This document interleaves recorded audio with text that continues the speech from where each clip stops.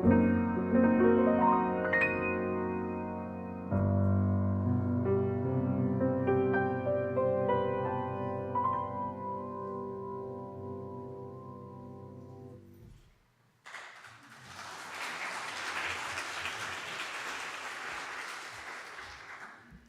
you, Buddy.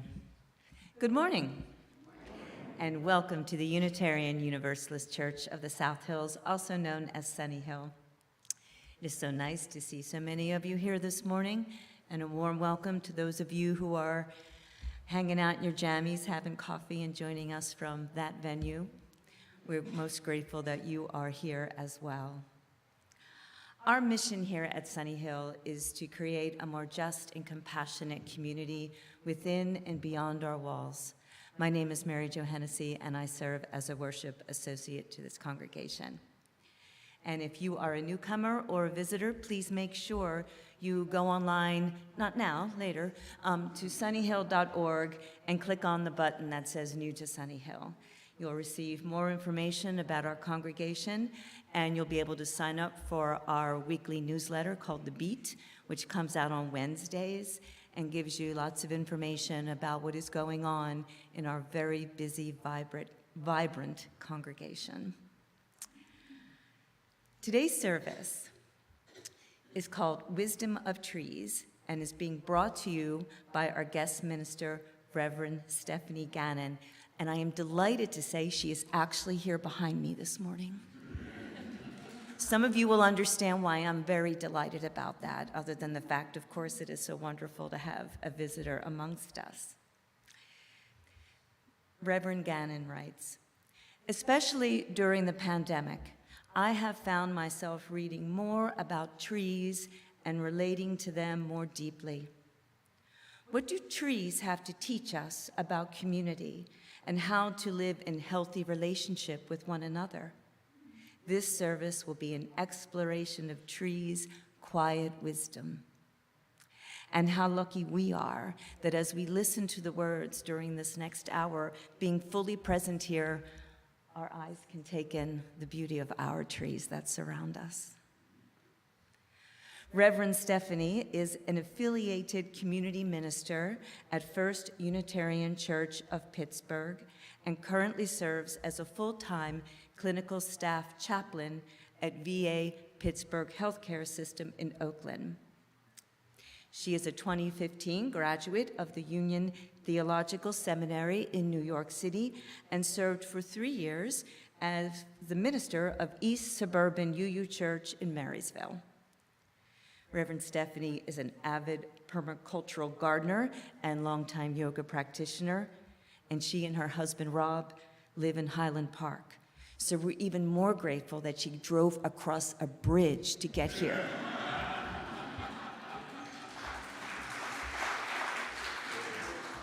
Because we all know how hard that is. Our opening words this morning were written by Dana E. Worsnop. Often people say that they love coming to a place with so many like-minded people. I know just what they're getting at, and I know that they aren't getting it quite right. I don't want to be with a bunch of people who think just like me. I want to be in a beloved community where I don't have to think like everyone else to be loved, to be eligible for salvation. I want to be with people who value compassion, justice, love, and truth, though they have different thoughts and opinions about all sorts of things. I want to be with independent-minded people of good heart. I want to be with people who have many names and no name at all for God. I want to be with people who see in me goodness and dignity, who also see my failings and foibles, and who still love me. I want to be with people who feel their inner connection with all existence and let it guide their footfalls upon the earth. I want to be with people who see life as a paradox and don't always rush to resolve it. I want to be with people who are willing to walk the tightrope that is life and who will hold my hand as I walk mine. I want to be with people who let church call them into a different way of being in the world. To be with people who support, encourage, and even challenge each other to higher and more ethical living. I want to be with people who inspire one another to follow the call of the Spirit. I want to be with people who covenant to be honest, engaged, and kind, who strive to keep their promises and hold me to the promises I make. I want to be with people who give of themselves, who share their hearts and minds and gifts. I want to be with people who know that human community is often warm and generous, sometimes challenging, and almost always a grand adventure. In short, I want to be with people like you. Please join me in the words for lighting our chalice. We light this beacon.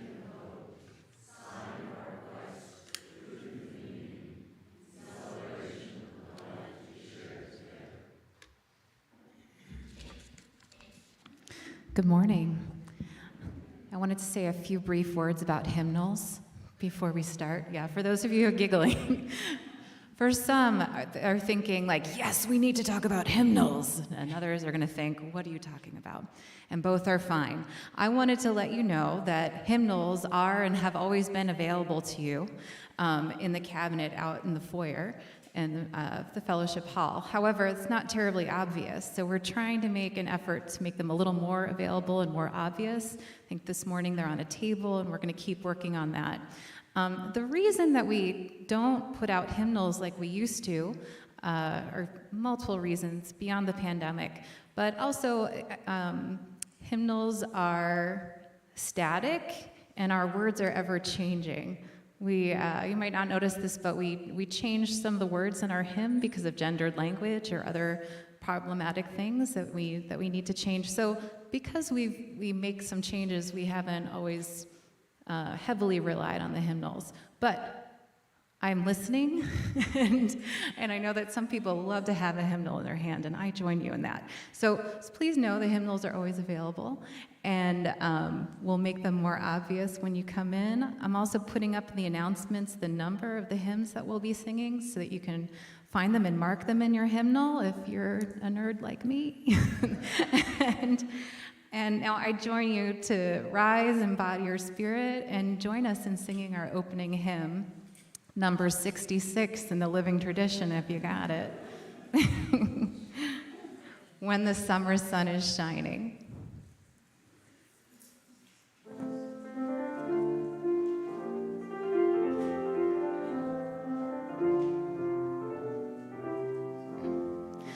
When the summer sun is shining over golden land and sea, and the flowers in the hedgerow echo their flight.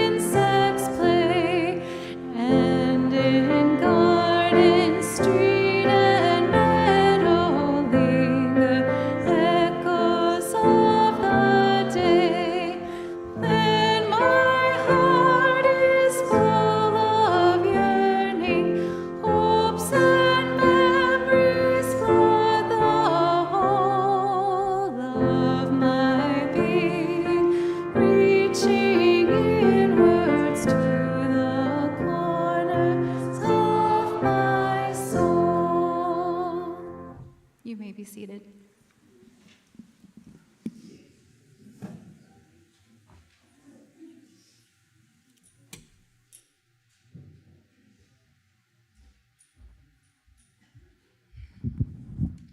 Good morning. If any children are present and want a closer look at pictures, come on up to the front. And I also have a special helper with me today. Miss Amara is going to help us. And let's have a seat right up here. Come on up.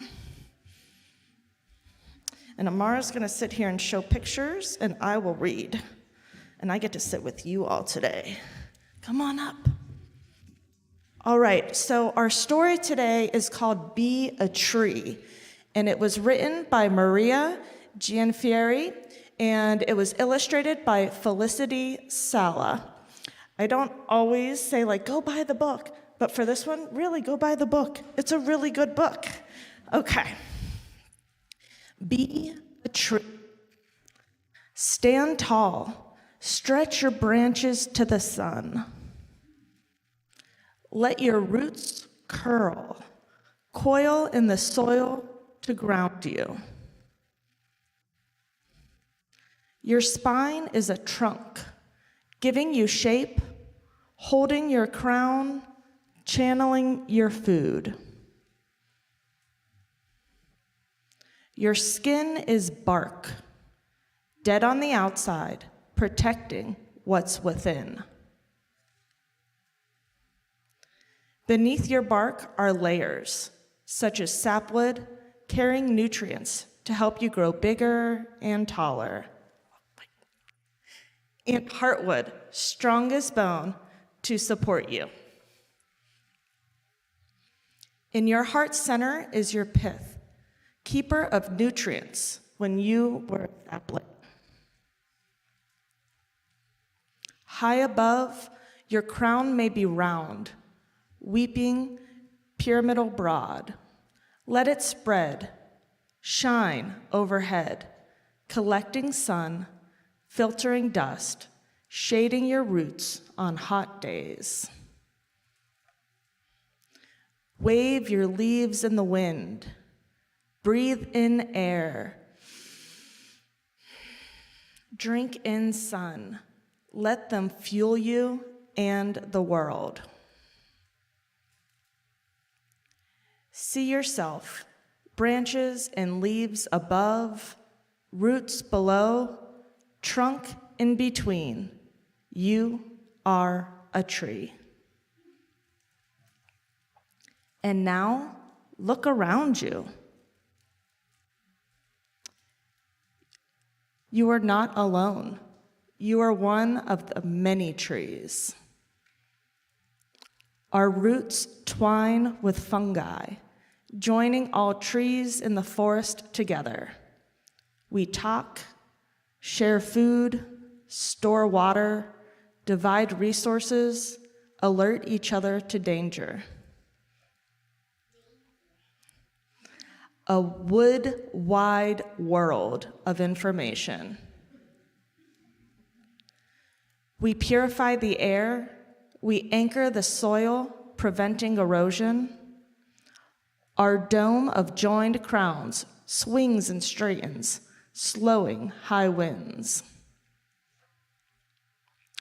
Our bodies and branches and roots are homes to birds and mammals and insects.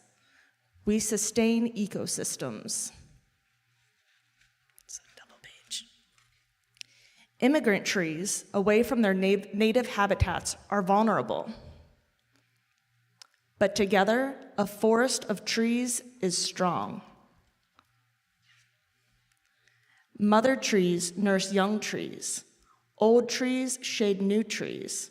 Strong trees shelter weak trees. Healthy trees help sick trees.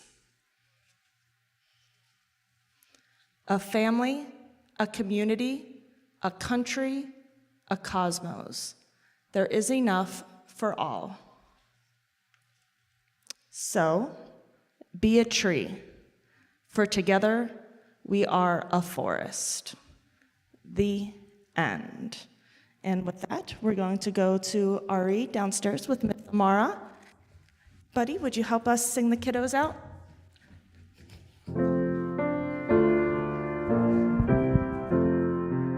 As you go, may joy surround you as you go. Go in peace. Know our love is with you always as you go. As you go, as you go, may joy surround you as you go. Go in peace. Know our love is with you always as you go, as you go.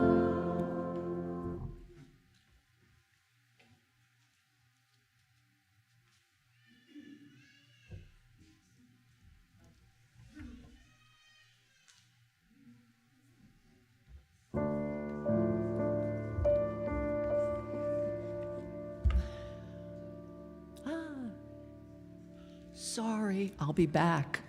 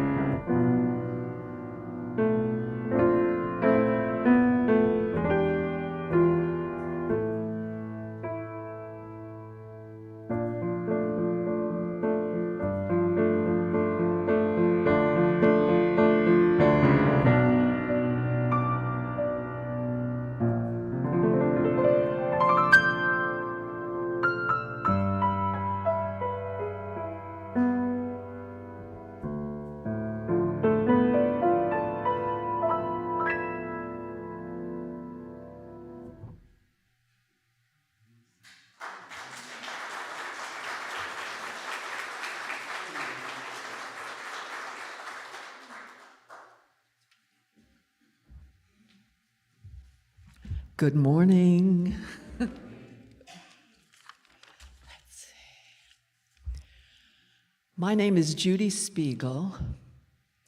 I am a mighty tree, not a perfect one, and I'm a member of the pastoral care team here at Sunnyhill. The goal of the pastoral care team is to reach out to members of our community in need, whatever their needs may be. I think that it's our personal connections with one another that offers a kind of loving presence, and that's what makes Sunnyhill a special place. The pastoral care team is here for you, so please don't hesitate to reach out to any of us. If you'd like to get in touch with us, you can call the church office, send an email to pastoralcare@sunnyhill.org, or contact any of us directly. Each week at this time in the service, we share joys and sorrows submitted by members of our congregation. We share the things that we're celebrating, as well as the things that we are mourning, so that they need not be held alone. Joys and sorrows may be submitted online from the Sunnyhill website or at the welcoming table when you come in. We don't have any joys and sorrows today, but let's observe a moment of silence to bear in mind the joys and sorrows that are held too closely to be shared with others.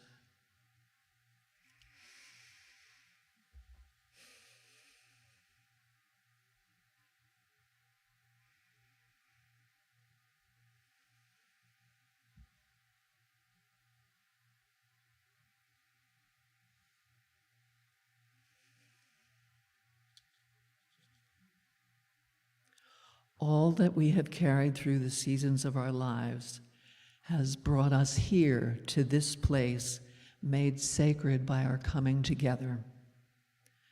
May we hold all that we carry in the warm embrace of this wonderful, loving community.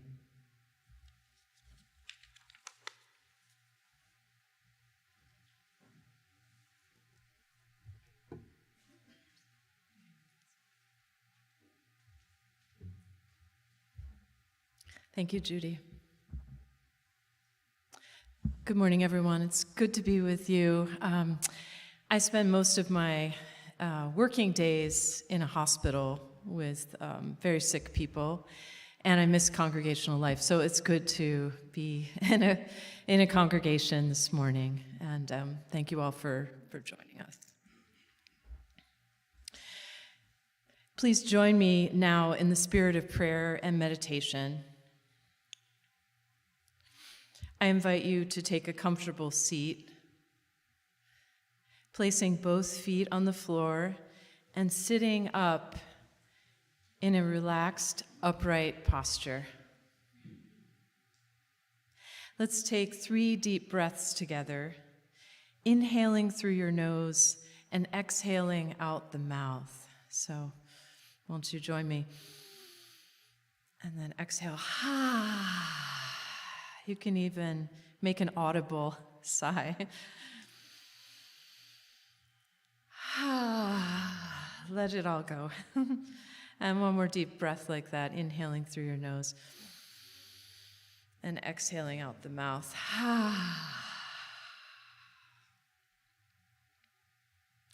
If you like now, you can do a couple of shoulder rolls.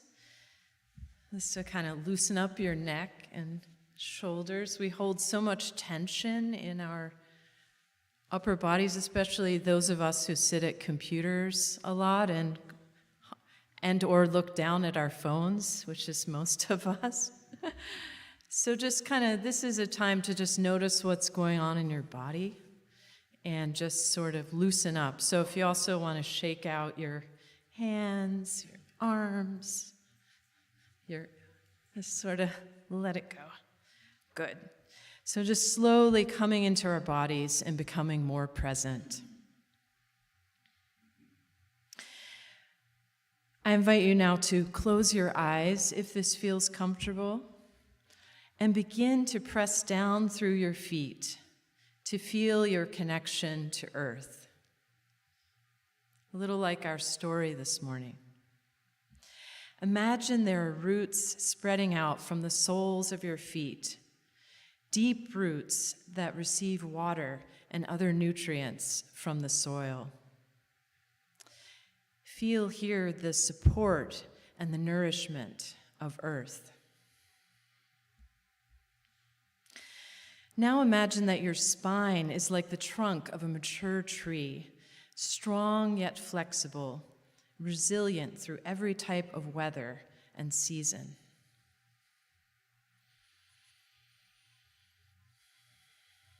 And now imagine that your upper limbs are like the tree's branches and leaves, expansive and reaching for the light, even on a cloudy day like today. Imagine this sanctuary as a grove or forest of trees in healthy relationship, diverse and individual, and yet connected and living in community.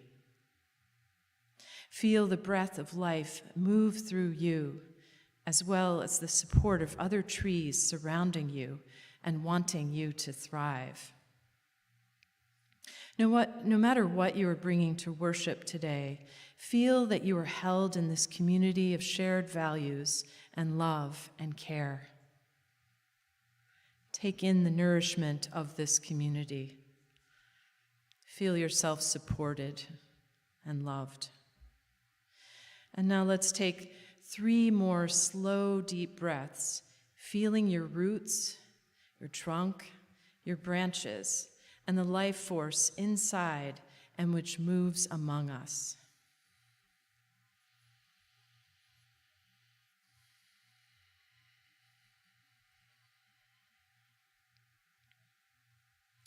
And now please listen as I read a poem by Wendell Berry from his book, Sabbaths. I go among trees. I go among trees and sit still. All my stirring becomes quiet, around me like circles on water. My tasks lie in their places where I left them, asleep like cattle. Then what is afraid of me comes and lives a while in my sight. What it fears in me leaves me, and the fear of me leaves it. It sings, and I hear its song. Then what I am afraid of comes. I live for a while in its sight. What I fear in it leaves it, and the fear of it leaves me. It sings, and I hear its song. After days of labor, mute in my consternations, I hear my song at last, and I sing it.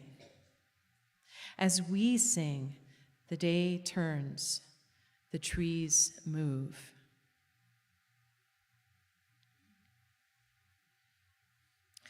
And now, if you haven't already, you may open your eyes. Thank you.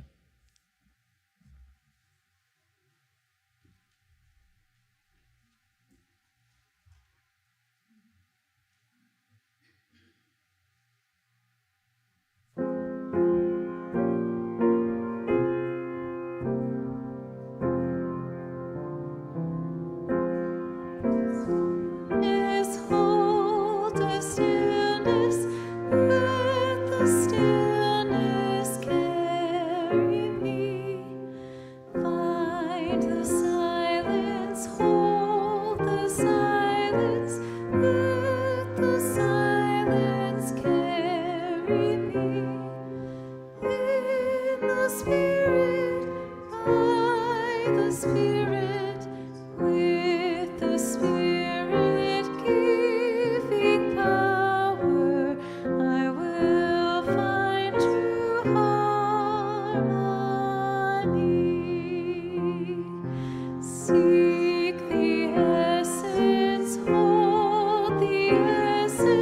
Let the essence carry me. Let me flower, help me flower, watch me flower, carry me. In the Spirit, by the Spirit, with the Spirit giving power, I will find true harmony.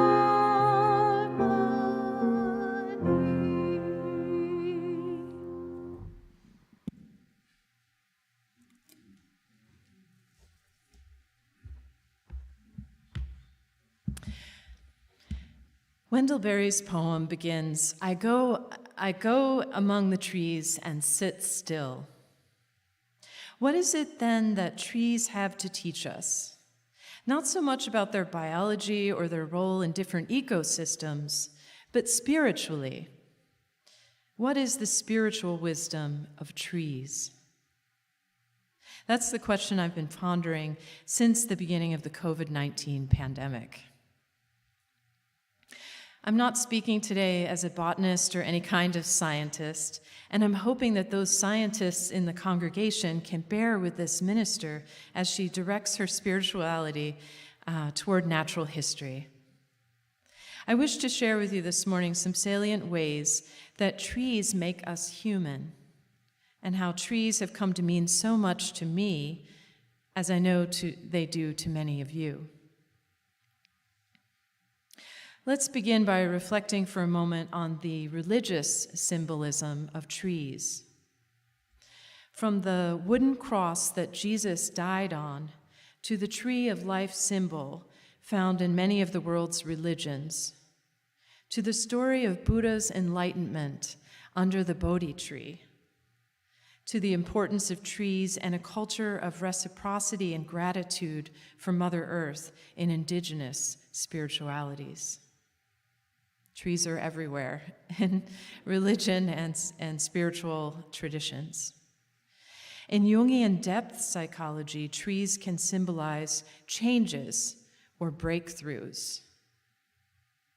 Trees have always figured as an integral part of human imagination in our quest for meaning. Given the ubiquitous presence of trees in spiritual traditions, consider the somewhat radical claim that trees can save our lives. Indeed, they have always saved our lives.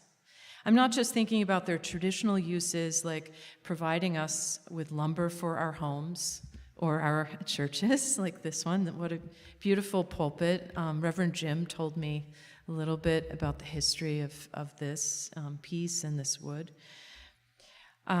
Sheltering us from the elements, burning wood to keep us warm. So not just those things, nor do I mean trees' respiration of oxygen and inspiration of carbon dioxide, so important for us in the Anthropocene. What I mean, rather, is that trees possess the power to keep us alive, both spiritually and emotionally, to put us in touch with our aliveness. As an example, I cite this story, and I don't know if you've heard it before, from feminist playwright Eve Ensler, creator of the Vagina Monologues.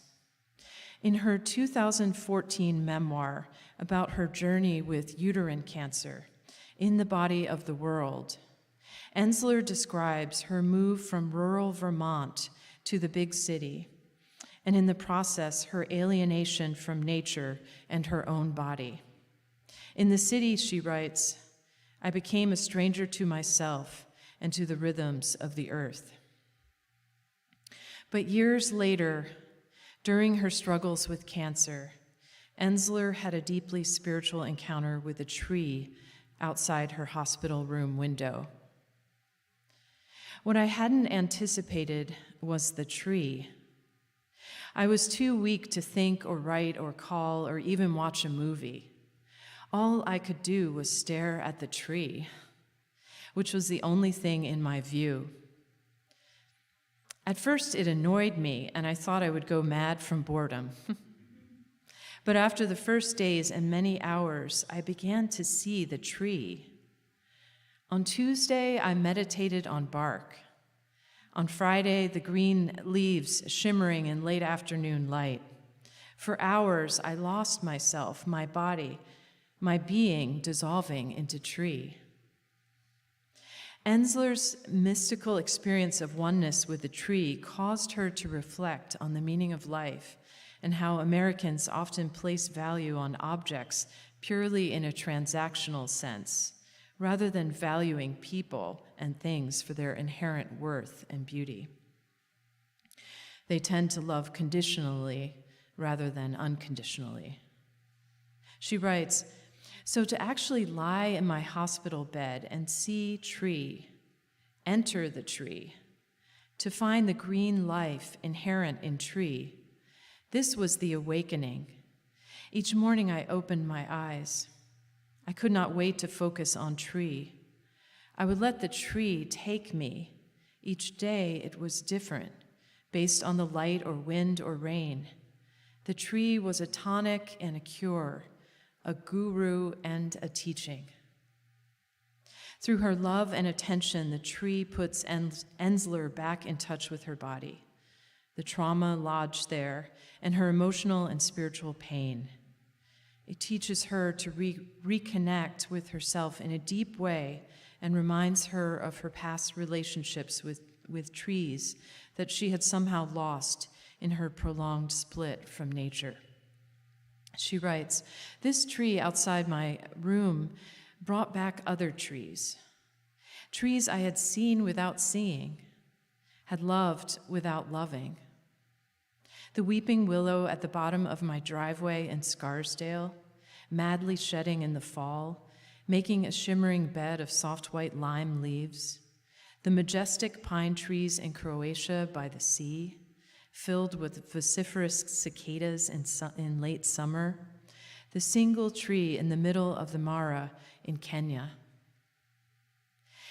Trees teach her to honor silence again and to treasure the quiet, loving presence of a friend who just sat silently at her bedside, not expecting her to do or to be anything. The friend was simply present with her and her experience of illness. And this was perhaps new and surprising to her. Ensler continues, "There was the tree, my tree. Not that I owned it. I had no desire for that, but it had come to be my friend, my point of connection and meditation, my new reason to live." After a period of respite, Ensler experienced a setback and needed to return to the hospital. While there, she re-encountered the tree. "What I didn't know was that the tree was actually inside me and saving my life. It turns out that Taxol, one of my chemochemicals, is found in the bark of the ancient yew tree. Even better, the Taxol is made from the needles of the tree, so the tree does not have to be destroyed. Taxol functions to stabilize the cell structure so solidly that killer cells cannot divide and multiply. It was a tree that was calming and protecting me, fortifying my cell structure so it was safe from attack." Talk about feeling one with the tree. The chemo is the tree. Ensler goes on to describe falling in love with a tree and how at the end of her hospital stay, it bloomed white blossoms, and it was as if she'd been reborn into nature and was completely reawakened to new life. In her memoir, Finding the Mother Tree, Canadian forest ecologist Suzanne Simard recounts having had a similar experience after her own breast cancer treatment using paclitaxel. She seeks out a grove of yews with her partner Mary and tugs at the branches and bark of some of the trees to give thanks for their healing medicine. Later, and in a beautiful passage in the book that really made me weep, she takes her 2 daughters to the same grove of yew trees. Together, mother and daughters hug the gnarly trunks.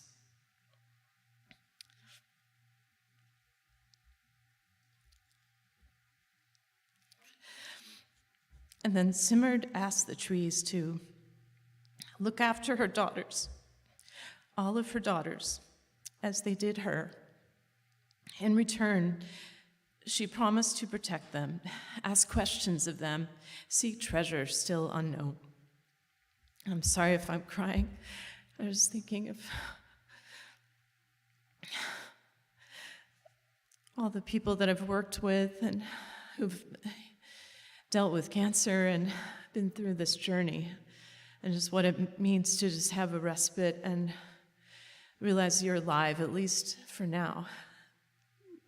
And being with a tree that has these qualities, that this medicine that is indigenous medicine, that is so healing.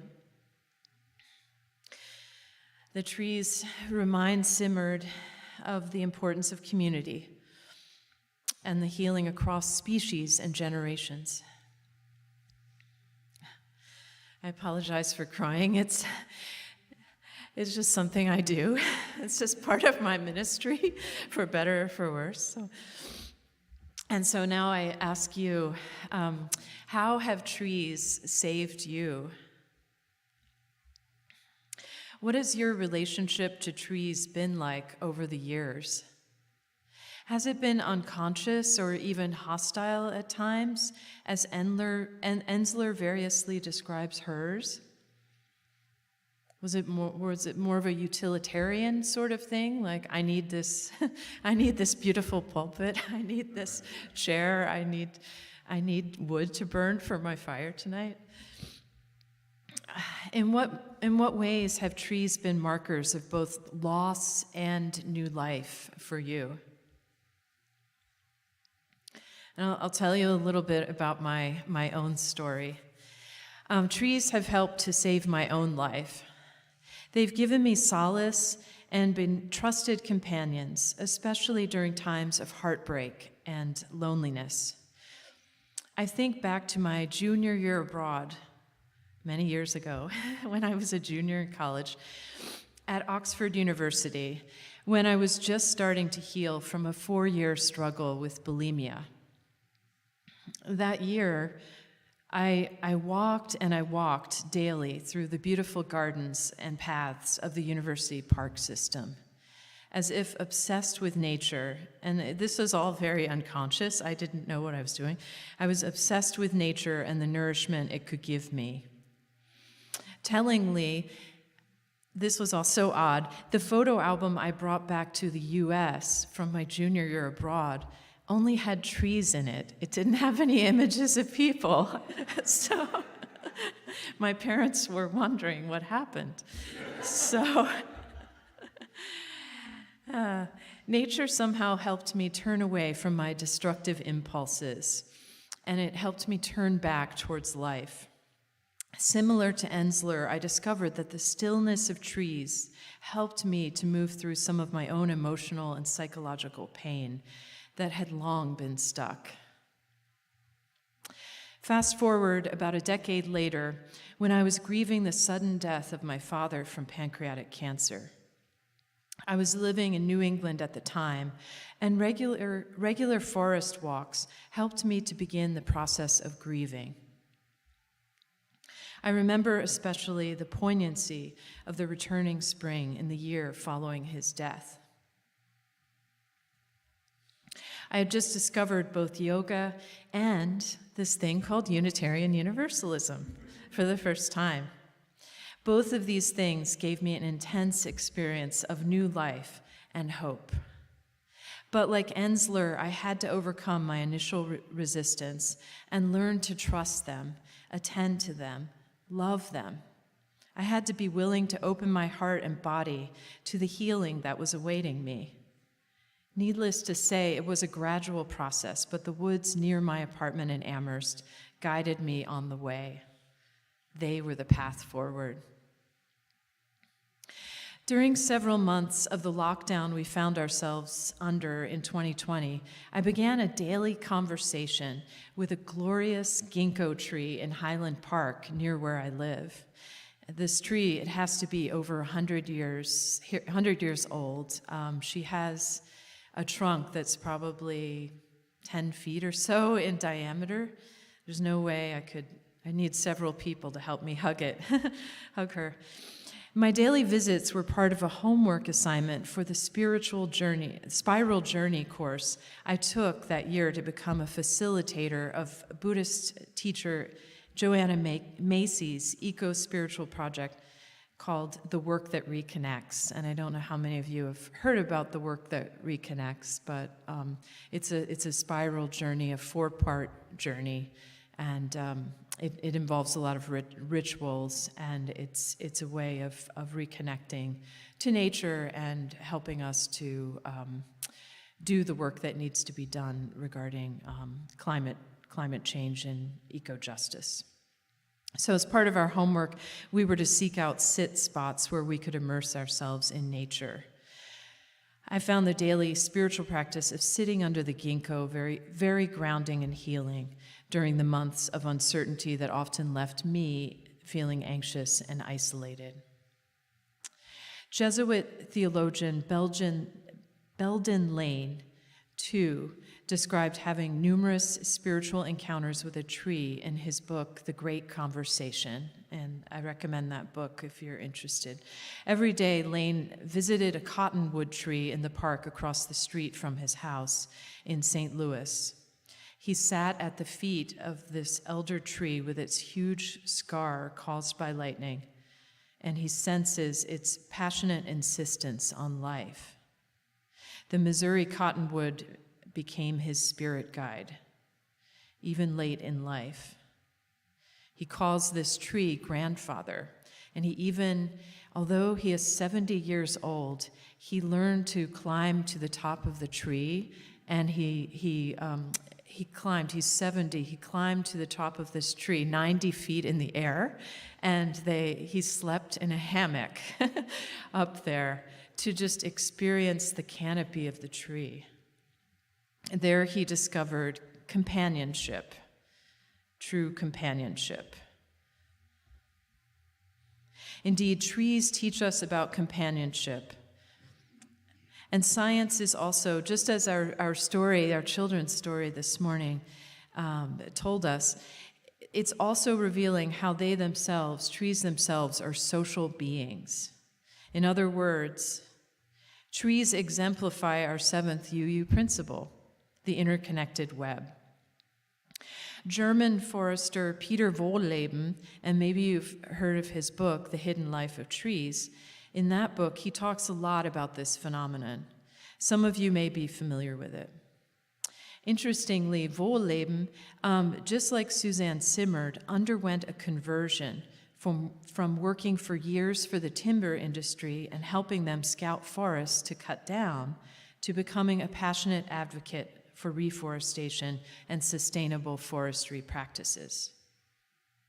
Maybe you have also read about what Dr. Simard coined some 20 years ago, the wood wide web. Scientists have found that neighboring trees help each other through their root systems, either directly by intertwining their roots or indirectly by growing fungal networks around the roots that serve as a kind of extended nervous system or internet connecting separate trees. The fungi, in partnership with the tree, can help filter out heavy metals and ward off intruders. But then these arboreal mutualities are even more complex. Trees appear to be able to distinguish their own roots from those of other species and even of their own relatives. Simard and her research team, just as the children's story told us, have observed how mother trees help smaller saplings by transmitting vital information and thereby increasing their survival. The powerful underground web increases the resilience of the whole community and favors diversity rather than monocultural communities of trees. I find it fascinating how science is now showing that trees are social beings with their own language. Wohlleben even talks about how they have feelings, a heartbeat, and a brain, although they lack a central nervous system. He writes about how they do their best when their neighboring trees are thriving too. I think of that saying that you may have heard, "You are the company you keep, so keep good company." We would do well to listen to the wisdom of trees. Besides these critical lessons about interdependence and interconnectedness, trees teach us to slow down. I've alluded already to their stillness in the poem by Wendell Berry. They can help us to settle our nervous systems and find inner calm. So important during these very anxious and uncertain times, unfortunately, we still find ourselves in. Trees operate on a different time scale than humans. They may teach us to value slowness and to cultivate patience. Some things, particularly healing, cannot be rushed. Trees teach us to put down roots and to value the importance of stability. We're in Pittsburgh, a city, and I learned this because I'm not a Pittsburgh native, a city where people very much know how to put down roots. Several of my neighbors on my street in Highland Park, they were born in the homes that they currently live in, and they're now in their 70s. So maybe rootedness is nothing that you all need to learn as Pittsburghers. However, putting down roots is something that I longed for as a child of alcoholics who didn't really find herself until I was well into my 30s. I think I always had a special connection to trees precisely because I was so ungrounded and I lacked roots in some ways. Trees also, they teach us resilience. Trees are adaptable and have to be able to withstand extreme changes in weather conditions, including hard rains, ice, and heavy snow. They are models of being survivors. And this summer, I was out in June, I was out in Yosemite and also Muir Woods. And for those of you who've been following the news, you know that the Mariposa Grove, where some of the oldest redwoods and sequoias are, that area has been threatened by wildfires. And it's not the first time. These trees are up to 1,000 years old, but they're very very resilient. But they're also threatened, during this time of really unprecedented drought. It's very scary. And then furthermore, trees teach us about history. They teach us about the ways that history keeps rolling on. History keeps going, and that was the amazing thing. If you've been to Muir Woods, they showed the rings of the tree, and they showed just some of these trees were here. Just to think of wow, hundreds and way before our times, and hopefully they'll be here way after our times. So it's just this sense of eternity, the sense of the deep time. Joanna Macy talks a lot about deep time, and they really embody that. And finally, and this is just a partial list, and I'm going to wrap things up. Trees teach us to come home in the deepest sense of the word. And I think that's what Wendell Berry means in the last lines of his poem, when he writes that while listening and moving among trees, he at last hears his own song, and he's able to sing it. He has what I would call an experience of wholeness and self-acceptance.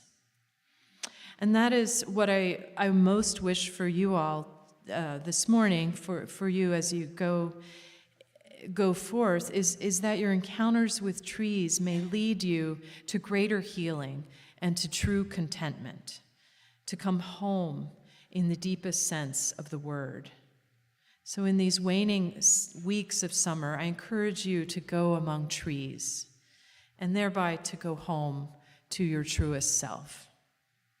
Blessed be, and amen. Thank you.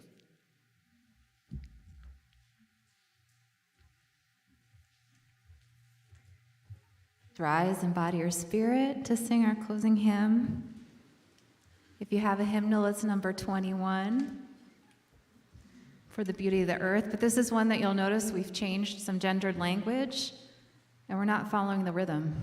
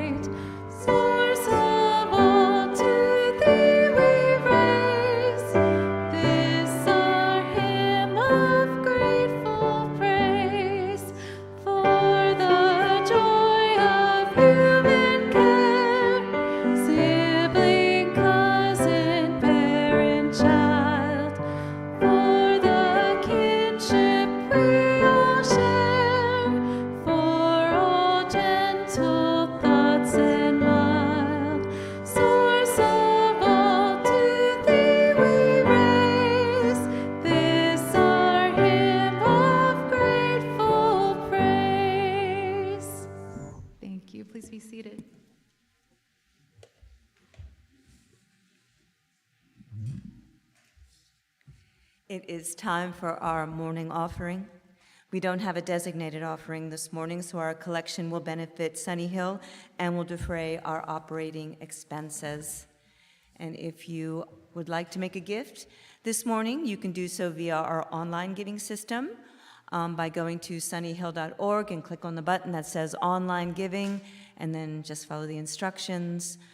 Or you can give by text, if you didn't turn your phone off, at 412-324-3130. Just text the amount of your gift and the word pledge if you want your payment to go to your pledge. Otherwise, text gifts will go toward our general operating fund. You can mail a check. The address of the building is at the bottom of sunnyhill.org. And of course, for those of you who are here, our wonderful ushers will be bringing the basket around in just a moment. And we thank you all for your generosity.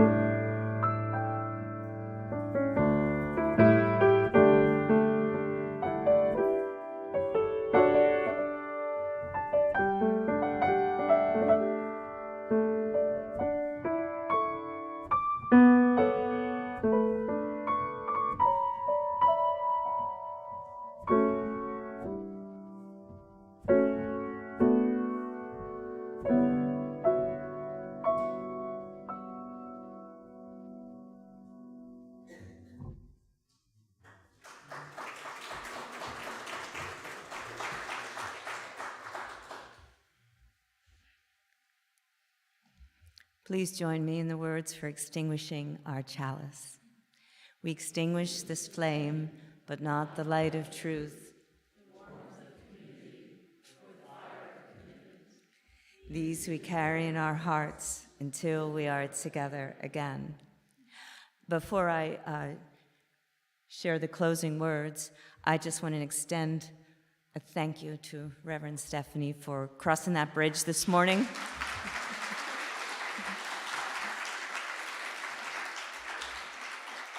The trees behind us are laughing because they're all wondering, like, you all didn't know we were so great, you know? Our closing words. For you shall go out in joy and be led back in peace. The mountains and the hills before you shall burst into song, and all the trees of the field shall clap their hands. May it be so. Go in peace.